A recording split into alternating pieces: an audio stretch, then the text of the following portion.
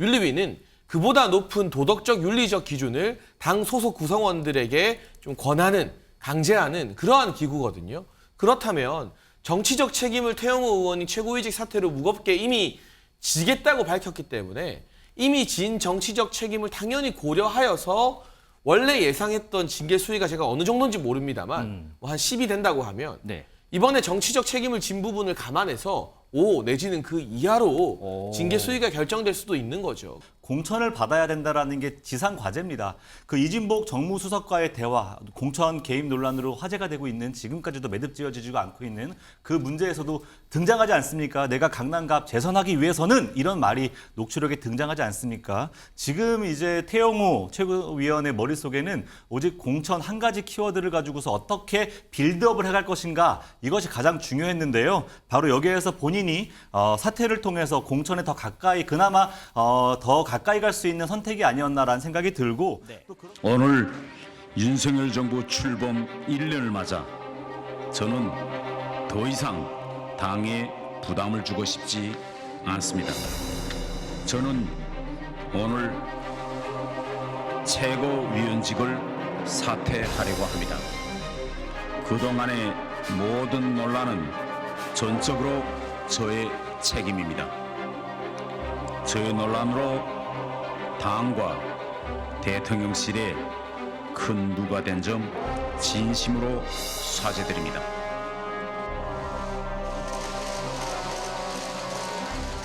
이제부터 백이 종군하며 계속 윤석열 정부와 우리 국민의 힘의 성공을 위해 분골쇄신하겠습니다. 다시 한번 당과 대통령실에 누가 된 점 진심으로 사죄드립니다. 오늘 저녁 윤리위 징계를 앞두고 있던 태영호 최고위원, 앞서 들으신 대로 최고위원직에서 자진 사퇴했습니다. 자, 이 부분 장해찬 최고위원에게 먼저 좀 질문을 드려야 할 것 같습니다. 오늘 아침에 기자들하고 만난 자리에서는 아직 결심이 쓰지 않았다라고 얘기를 했어요. 그런데 조금 있다가 기자회견 공지가 떴고 자진 사퇴를 했습니다. 때문에 일각에서는 그 사이에 김기현 대표하고 교감을 한 거 아니냐 등등등 많은 설들이 나와요. 혹시 당내에서 들으신 얘기 있으신가요? 뭐 제가 아는 바로 지도부와 구체적 접촉이 있었던 것은 아닌 것 같고요. 태영호 의원님께서도 뭐 그러한 접촉은 없었다라고 기자분들과의 질의응답에서 말씀을 하셨기 때문에 네. 아마 본인의 심경 변화, 그에 따른 결단이 있었던 것 같고 아침 사이에 이제 전당대회에 함께했던 지지자분들과 소통을 좀 했다라는 백브리핑 내용을 제가 확인했습니다. 네네. 그 과정에서 최종 결심을 하지 않았을까 싶고요. 사실은 지도부에도 뭐 당 대표든 누구든 이런 문제를 가지고 직접적으로 연락해서 뭐 말씀을 드리거나 권유하기가 상당히 어려운 상황 아니겠습니까? 저는 별도의 지도부와의 교감이나 뭐 이런 것이 있었다고 생각하기는 좀 쉽지 않다라고 보고 있습니다. 민지수 기자, 기자회견 공지가 떴을 때만 해도 기자들 사이에 이거 사퇴하는 거야?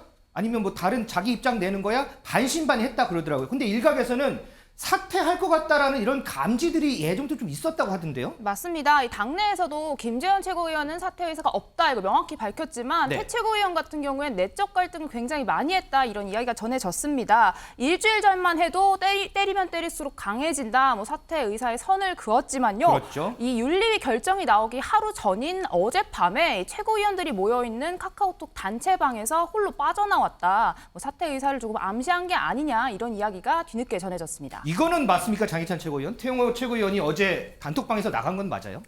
네, 밤 늦은 시간이었던 것 같은데요. 밤 늦은 시간에? 카카오톡은 아니고요. 아, 네, 다른 메신저. 다른 메신 단체 대화방에서. 네, 네.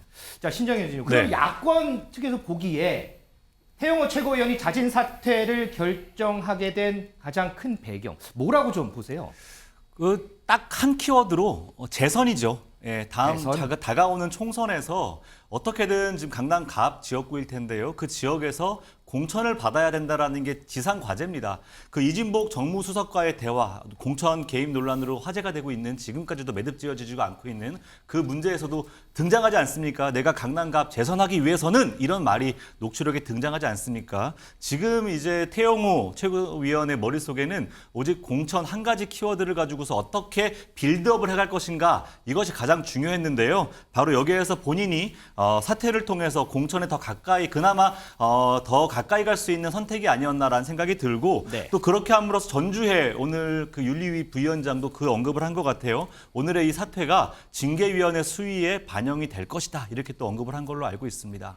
자, 사실 보면요. 이 태용호 의원이 최고위원직을 사퇴하게 된 가장 결정적인 배경, 아무래도 대통령실의 공천 개입 의혹을 불러온 녹취록 파문 때문이다라는 데는 많은 이견은 없는 것 같습니다. 자, 이준석 전 대표가요. 이와 관련해서 한 얘기가 있거든요. 한번 들어보시죠. 공천 개입이 실제로 없었으면은 태영호 의원이 그걸 뭐 예를 들어서 우리가 명예훼손이라는 것도 공공의 자리에서 했느냐 아니면 술 먹다가 친구랑 했냐에 따라서 달라지는 것처럼 태영호 의원이 이것을 전파할 목적으로 그러면은 그런 대화를 비서관들이랑 했느냐 판단할 능력 자체가 윤리위에 있는지도 의문이고 조폭이 사람 때린다면 야 너 맞았는지 안 맞았는지 말 제대로 똑바로 해야 하고 칼 옆에 들이대고 경찰서서 맞는 거예요.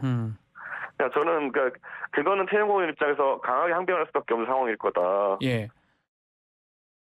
신정현 전 의원 이거 어떻게 들으셨어요? 공천이 걸려 있으니까 진실 말할 수 없을 거다 이렇게 들리나요? 그런 뜻인가요? 어떤가요? 저는 충분히 그렇게 들려요. 아까 앞서 제가 언급했던 것처럼 지상 과제는 공천입니다. 태용호 의원의 머릿속엔 그거밖에 없을 거예요. 그래서 지금 아까 이야기했던 것처럼 최대한 대통령실과 또 국민의힘에 누를 끼치는 것을 그만하겠다 이렇게 언급을 했던 것 같은데 제가 꼭 드리고 싶은 말씀은 이런 겁니다. 왜 사과를 대통령실과 국민의힘에만 할까요? 태용호 의원이 지금까지 해왔던 망언들, 제주 4.3은 김일성에 의해서 이뤄진 것이고 김구 선생의 방북은 그 당시에 김일성에 이용당한 것이다라는 망언들로부터 최근에 태용호 공천 헌금의 문제까지 국민들을 갈라치기 하고 정치 비리를 앞장서서 이제 일궈내었던 당사자 아닙니까? 국민들은 지금 이 최고위원 사태보다 더 큰 것을 아마 기대할 수도 있을 것입니다. 제가 봤을 때 이 문제는요. 최고위원 사태를 넘어서 국회의원 사태를 해야 될 문제라고 국민들은 바라본다고 생각합니다. 장해찬 최고위원 그런 같은 비슷한 맥락에서 다른 인터뷰를 보면 윤리위에서 이 녹취록 파문 이 사안 가지고 윤리위가 징계 판단할 수 없을 거다 이런 얘기도 했거든요. 그러니까 판단할 수 있죠. 있어요. 왜냐하면 이진복 수석과 태영호 의원의 해명이 다르다면 엇갈린다면 진상조사까지 윤리위가 담당하기에는 좀 무리가 있을지 모르겠으나 네. 두 사람의 해명이 일치하기 때문에 사실관계 파악에는 어려움이 없습니다. 그렇다면 사실관계를 기준으로 놓고 이것이 이 정당에 어떤 영향을 끼쳤는지 파악하는 것은 윤리위가 충분히 할 수 있는 일이기 때문에 저는 윤리위에서 뭐 징계 결정을 내리거나 이 당내 인사들의 언행에 대해서 평가하는 것 우리가 이미 합의한 룰 아니겠습니까? 네. 그런데 이제 와서 뭐 윤리위가 이걸 할 수 있다 없다라고 말하는 건 이준석 전 대표가 윤리위에 의해서 당원권 정지 판단을 받았기 때문에 볼멘 소리를 하는 투정 정도로밖에는 들리지 않습니다. 자, 이승훈 변호사 사실 확인이란 얘기가 나와서 얘기인데 이 녹취록 파문이 지금 공수처에 고발된 상황이에요. 그러면 이거를 어디를 어떻게 들여다봐야 이 진위를 좀 알 수가 있을까요? 이 내용 관련해서는 사실 두 사람 사이에서 공천과 관련된 이야기가 실제 존재했느냐라는 문제가 사실은 그 밀실 안에서 있었던 내용이고 또 녹취록서 그래서 밀실이 있었는지 없었는지 모르는 사이에. 그렇기 때문에 그 문제와 관련해서 그 점에 대해서 두 사람 사이의 진술 자체가 일치하게 된다고 한다면 그것을 증명이 됐다라고 볼 수 있는데 두 사람 다 그런 사실의 대화가 전혀 없었다라고 한다면 그것을 입증하는 것은 거의 불가능한 상태에 있다라고 말씀드리겠습니다. 그러면은 지금 어쨌든 의견을 보면 태영호 의원하고 이진복 수석하고 얘기가 일치하잖아요. 얘기하지 않았다라고 일치를 하잖아요. 네, 그렇습니다. 그럼 그 정도 수준밖에는 확인을 못하는 거예요. 정황적으로 그런 진술이 있었다라는 의심은 가고 심증은 가지만 물증이 명확하게 없어서 그것을 가지고 형사적인 문제로 삼거나 또 위법성에 대한 판단을 명백하게 내릴 수 있는 상태까지 가기는 쉽지 않을 것 같습니다. 자, 그러면 공수처 얘기 나와서 하나만 더 확인해 네. 볼게요. 태영호 최고위원 후원금 쪼개기 의혹도 있어요. 네네. 그런데 한 보도를 보니까 태영호 최고위원이 이 후원금이 어떻게 들어왔는지 이 용도에 대해서 인지를 하고 있었을 수도 있다라는 그런 보도가 있어요. 네네. 자, 만약에 예. 태영호 의원이 이 쪼개기 후원금을 왜 이렇게 쪼개서 들어왔을까 이걸 인지하고 있었다고 하면 네. 이거는 좀 다른 얘기가 되죠. 심각한 문제가 되죠. 이거 정치자금법 위반 문제가 바로 되기 때문에 해당되는 정치자금법 위반 자체가 되게 되면 피선거권 문제도 발생할 수가 있고요. 형사처벌과 관련된 문제도 즉각적으로 발생할 수 있는 문제가 되기 때문에 사안 자체는 굉장히 심각한 사안으로 치닫게 됩니다. 자, 이 부분은 또 공수처에서 또 확인을 조사를 또 해봐야 되는 부분 같습니다. 장혜찬 최고위원, 오늘 저녁에 이제 윤리위가 열려요. 그런데 어저께 황정근 윤리위원장이 이런 얘기를 했거든요. 만약에 정치적 해법이 등장한다면 그에 따른 징계 수위는 기자들 여러분이 예상하는 바와 같을 것이다. 이렇게 얘기를 했어요. 제가 보기에는 태영호 최고위원의 오늘 자진 사퇴가 정치적 해법으로 저는 보거든요. 그렇다면 오늘 저녁에 열릴 윤리위에서 나올 징계 수위, 기존에 많은 사람들이 예상했던 그런 수위보다는 좀 낮아질까요? 뭐 태영호 의원 같은 경우는 이게 윤리위의 징계 양형에 영향을 끼칠 가능성이 대단히 높겠죠. 황정근 윤리위원장도 그런 말씀을 이미 하신 바가 있고, 정당의 윤리위라는 것은 정치적 의사결정 판단 기구입니다. 사법부의 역할을 하고 있습니다만 우리가 뭐 증거 드러나서 형사법에 의거해서 판단을 내리는 건 진짜 법원에서 하는 일이고요. 윤리위는 그보다 높은 도덕적 윤리적 기준을 당 소속 구성원들에게 좀 권하는, 강제하는 그러한 기구거든요. 그렇다면 정치적 책임을 태영호 의원이 최고위직 사퇴로 무겁게 이미 지겠다고 밝혔기 때문에 이미 진 정치적 책임을 당연히 고려하여서 원래 예상했던 징계 수위가 제가 어느 정도인지 모릅니다만 뭐 한 10이 된다고 하면 네. 이번에 정치적 책임을 진 부분을 감안해서 5 내지는 그 이하로 징계 수위가 결정될 수도 있는 거죠. 그 부분에 대해서는 윤리위원들이 정치적인 결정을 고려할 거라고 보는 게 타당합니다. 네. 그러면 김재원 최고위원은 어때요? 지금 윤리위가 오후 6시에 열리니까 지금 2시 20분이니까 한 2시간 40분, 뭐 3시간 가까이 남았는데 김재원 최고위원도 그 사이에 본인이 생각하는 정치적 해법을 낼까요? 아니면 바로 그냥 윤리 열릴까요? 근데 시간적으로 뭐 제가 감히 예측할 수 있는 부분은 아닙니다만 물리적 시간이 지금 3시간도 남지 않았잖아요. 네. 그래서 뭐 추가적인 어떤 정치적 해법이 등장하기에는 너무나 시간이 촉박하지 않나 정도로 관측만 할 수 있을 따름입니다. 자, 하나만 더 여쭤볼게요. 지금 태영호 최고위원이 자진 사퇴를 했어요. 그런데 당내 일각에서 얘기를 들어보면 이거 자진 사퇴 가지고는 안 된다. 탈당해야 된다. 이런 의견도 있는데 혹시 그 분위기들 감지하신 건 있으세요? 그거는 당내 그야말로 아주 소수의 일부 아주 소수. 의견인 것 같고요. 뭐 제가 적어도 접하는 당원들이나 우리 당의 뭐 지도부 동료들 그리고 의원들 사이에서 탈당 이야기까지 나온 기억은 거의 없었던 것 같습니다. 자, 신정인 전 의원. 지금 여당을 보면 태영호, 김재원 최고위원 문제 있었죠. 야당, 지금 민주당 보면 김남국 의원 뭐 코인 논란도 있고 양 당이 뭐 악재가 참 겹친 상황이에요. 민주당 얘기는 저희가 좀 이따 해보기로 하고. 자, 태영호 최고위원이 본인이 책임을 지겠다면서 자진 사퇴를 했어요. 자, 이걸로 인해서 자, 그러면 당사자가 사퇴를 했으니까 앞으로 우리 이제 쇄신 작업을 거쳐야 된다. 우리 쇄신해야 됩니다. 쇄신 될까요?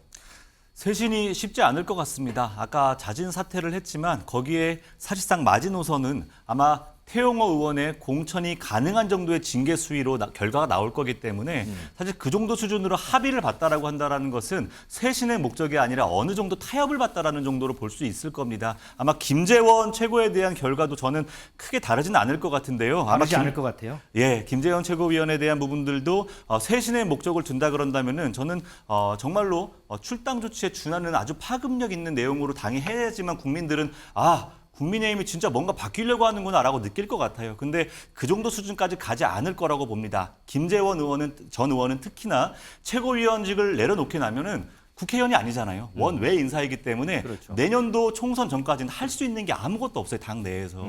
그러다 보니까 또 태영호 의원과는 다른 입장에 또 있습니다. 그러다 보니까 여러 가지 문제로 쇄신에 여러 가지 발목을 잡을 수 있는 정황들이 당내에 많이 있는 것 같습니다. 현직 의원이고 아니고 그런 차이가 좀 있는 네. 부분이에요.